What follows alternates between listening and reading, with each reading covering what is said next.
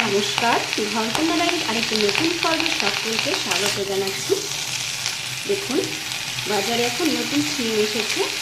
সেই সিম আমি রান্না করার জন্য কিনে এনেছি। আর যে কোনো নতুন সবজি বের হলে সেটা খেতে কিন্তু বেশ ভালো লাগে। তা সিম এবং আলুটাকে আমি একসাথে ভাপ দিয়ে নিয়েছি, একটু গরম জলের মধ্যে দিয়ে, তারপরে আবার জলটা ঝারিয়ে নিয়েছি। আর আমি এখানে জিরে আর সর্ষে ফোড়ন দিয়ে সিমটাকে আবার বসিয়ে দিয়েছি। এবারে পরিমাণ মতো লবণ আর হলুদ দিয়ে দেবো। অতিরিক্ত ঝাল বা মশলা ছাড়াই রান্না হচ্ছে। যারা ঝাল মশলা খেতে পারেন না, খুব হালকা পাতলা খাবার খেতে চান, তারা এইভাবে করে খাবেন। এই যে দেখুন, এবারে হলুদ দিয়ে নিচ্ছি আর দেবো পরিমাণ মতো লবণ। এবার এটাকে নেড়ে চেড়ে ভালো করে মিশিয়ে দেবো।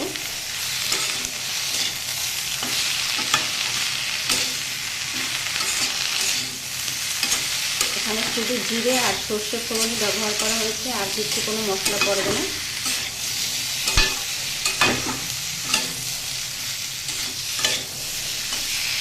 এবার এটাকে ঢাকা দিয়ে রাখবো।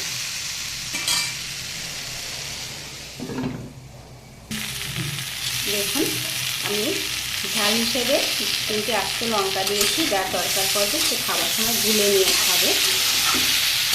আর অনেকেই এখন ঝাল ছাড়া খাবার খেতে পছন্দ করেন, তারা এইভাবে আস্ত লঙ্কা দিয়ে রান্না করলে আস্তটা আর খেতে যাবে না, তাহলে আর ঝালটাও বের হবে না। তাহলে ঘরে যদি অনেকে ঝাল খেতে চায় সেগুলো খাবে, তাহলে তার ঝাল দিয়ে খেতে পারবে। আর যে ঝাল খাবে না সে ঝাল ছাড়াই খাবে। দেখুন, সিমটাকে বেশ ভালো করে কষিয়ে নিয়েছি। এবারে জল দিয়ে দেবো।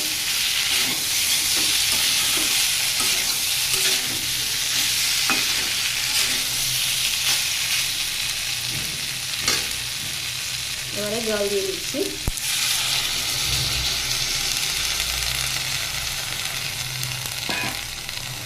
যেহেতু ভাপিয়ে নেওয়া, তাই বেশি জল দেব না।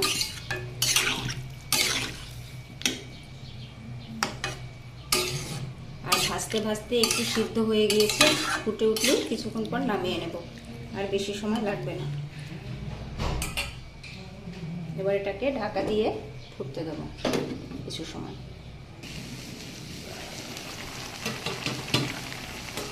দেখুন, আমার সিম রান্নাটা কিন্তু হয়ে গিয়েছে। আলু দিয়ে সিম রান্না, এটাতে আর কোনো মশলা ব্যবহার করবো না। দেখুন, ভালো করে সুসিদ্ধ হয়ে গিয়েছে। যারা এরকম হালকা পাতলা রান্না খেতে চান, তারা এইভাবে করে খাবেন, দেখবেন ভালো লাগবে। আর শরীরেরও কোনো ক্ষতি হবে না।